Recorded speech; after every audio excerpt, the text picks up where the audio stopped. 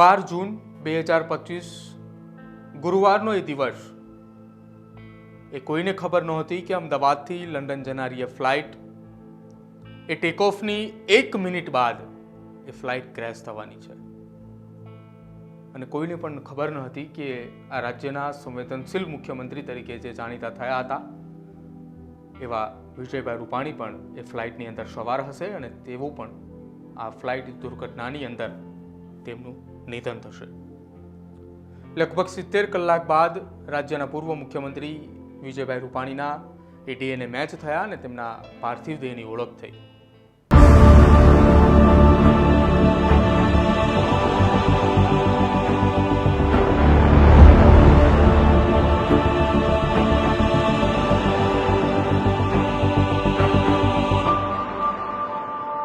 આ તમામની વચ્ચે 70 કલાક સુધી સમાચારોની અંદર એક વાત એ ચર્ચાતી હતી અને ચર્ચાનો વિષય હતો રાજ્યના પૂર્વ મુખ્યમંત્રી વિજયભાઈ રૂપાણી.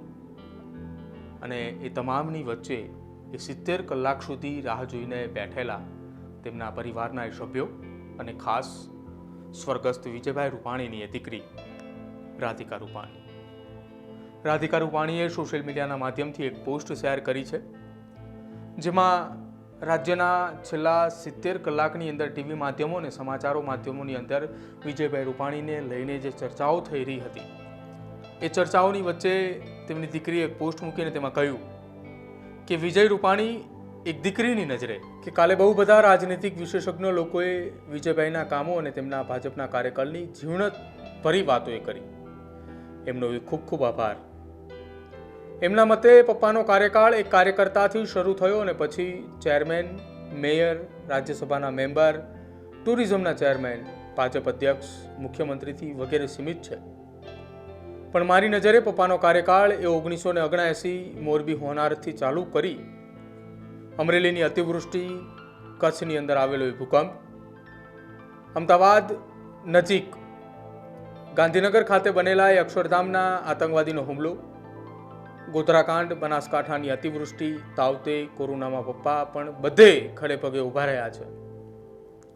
આજે પણ મને યાદ છે કે કચ્છના ભૂકંપ વખતે મારા ભાઈ ઋષભને સ્કૂલના સભ્યો સાથે ઘરે મોકલી અને પોતે રાજકોટમાં ભૂકંપની અસર અને મદદ કરવા લાગ્યા હતા. પોતાના ભત્રીજાના લગ્નને સેકન્ડ પ્રાયોરિટી એ માની ભૂકંપના બીજા જ દિવસે બચાવની ઇન્ચાર્જ તરીકેની જવાબદારી સ્વીકારી હતી. મને અને મારા ભાઈને એક દિવસ એ સાથે લઈ જઈ અને ભૂકંપની વાસ્તવિકતા સમજાવી હતી અને અમને પણ રાહત ફંડમાં લોકોની સાથે બેસાડીને જમાડ્યા હતા. નાનપણમાં અમે રવિવારે ક્યારેય રેસક્રોસની પાળી કે પછી થિયેટર નહોતો માણ્યો. મમ્મી પપ્પા અને કોઈ પણ એ બે ભારતીય જનતા પાર્ટીના કાર્યકર્તાના ઘરે લઈ જતા. આ એમણે એક રિવાજ તરીકે અમને સેટ કર્યા.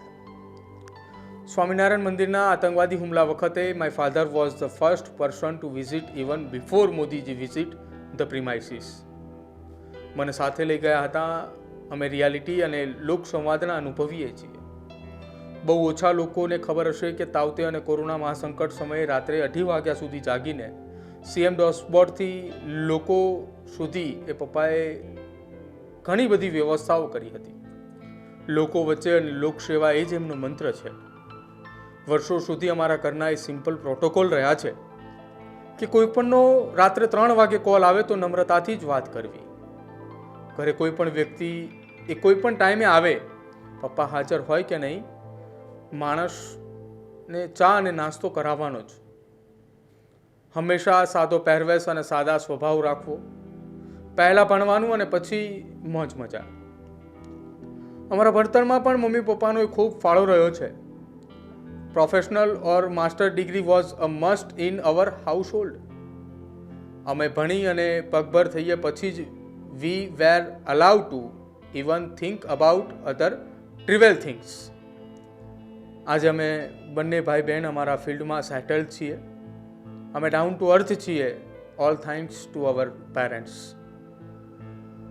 આજે પણ મને યાદ છે કે રાજકોટમાં પપ્પા સાથે સ્કૂટર પર જતા હોય અને જોડે રોડ પર ક્યાંક કોઈ અકસ્માત કે ઝઘડો થયો હોય તો સ્કૂટર ઊભું રાખી પપ્પા ભીડ વચ્ચે જઈ અને જરૂરી એ સૂચનાઓ આપે, એમ્બ્યુલન્સ મંગાવશે. એમનો એ સ્વભાવ આજકાલનો નથી. એ એમનો જન્મજાત સ્વભાવ છે.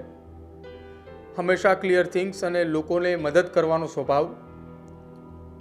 કાલે મેં એક ન્યૂઝ હેડલાઇન વાંચી જેમાં લખ્યું હતું, Vijaybhai soft spoken image worked against him. મારે એક સવાલ પૂછવો છે એમને, શું રાજકારણીઓને સંવેદનશીલતા, શાલીનતા ન રાખવી જોઈએ? Isn't necessary quality we need in a leader. સમાજના બધા સ્તરના લોકો આવીને સહજતાથી મળી શકે એવું વ્યક્તિત્વ એટલે સોફ્ટ સ્પોકન ઇમેજ. જ્યાં જ્યાં દાદાગીરી કે ગુનાની વાત છે ત્યાં તેમને કડક પગલાં ભર્યા છે. સીએમ ડેશબોર્ડથી માંડીને લેન્ડ ગ્રેબિંગ એક્ટ, લવ જિહાદ, ગુચ્છીકોટ, દારૂબંધી એના સબૂત છે.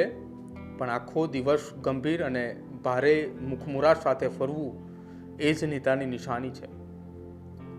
અમારા હાઉસહોલ્ડમાં ઘણીવાર ડિસ્કશન થયું કે જ્યારે આટલું બધું કરપ્શન, નેગેટિવિટી ઇન્ડિયન પોલિટિક્સમાં પ્રિવેલન્ટ છે ત્યારે સાદું વ્યક્તિત્વ અને સાદો સ્વભાવ, will it survey, will it be enough?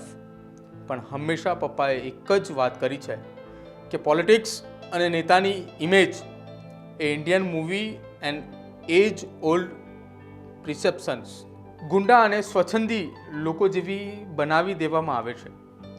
આપણે એ જ બદલવાનું છે. પપ્પાએ ક્યારેય જૂથબંધી કે કાવા દાવાને સમર્થન નથી આપ્યું. એ જ એમની ખાસિયત છે. જે કોઈ રાજકીય વિશેષજ્ઞ વિચારતા હોય કે વિજયભાઈનો કાર્યકાળ સમાપ્ત, અમારા મતે ન્યુસન્સ કે રેસિસ્ટન્સ કરતાં આરએસએસ અને બીજેપીના સિદ્ધાંતો પ્રમાણે સરળતાથી સત્તાના લોભ વગર પદ છોડવું is more than anything else. જય હિન્દ, ભારત માતા કી જય. રાધિકા રૂપાણી.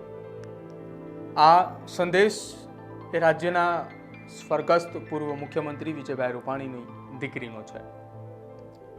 જ્યારે વિજયભાઈ રૂપાણીએ મુખ્યમંત્રી પદ પરથી રાજીનામું આપ્યું ત્યારે સૌ કોઈ ચર્ચા કરી રહ્યા હતા, સૌ કોઈ વાતો કરી રહ્યા હતા કે તેમની પાસેથી આ પદ એ લઈ લેવામાં આવ્યું છે. જો કે આજ દિન સુધી આ મામલે પરિવારના સભ્યો અથવા તો ખુદ વિજયભાઈ રૂપાણીએ કોઈ દિવસ એક પણ શબ્દ નહોતો કહ્યો. પરંતુ આજે એ તેમની દીકરી રાધિકા રૂપાણીએ આ શબ્દ કહી દીધો છે કે અમારી માટે પદ કોઈ જરૂરી નથી, અમારી માટે પક્ષ અને આરએસએસ એ ખૂબ મહત્વનું છે. અમે તેની સાથે જોડાયેલા છીએ અને જોડાયેલા રહેવાના છીએ. આપનું શું માનવું છે એક દીકરીની નજરે એક પિતાની આ વાત? સમગ્ર ગુજરાત એ શોકાતુર છે અને ગુજરાતના એ તમામ જગ્યાએ એ વરિષ્ઠ પત્રકારો હોય, રાજકીય વિશેષજ્ઞો હોય, તમામ લોકોએ વિજયભાઈની વાત કરી રહ્યા છે. પરંતુ આ તમામની વચ્ચે એક દીકરીના મતે એક પિતા, રાધિકા રૂપાણીના મતે તેમના પિતા વિજયભાઈ રૂપાણી. શું માનવું છે તમારું એ કમેન્ટ સેક્શનમાં જરૂર જણાવજો. જોતા રહેજો ન્યૂઝરૂમ. નમસ્કાર.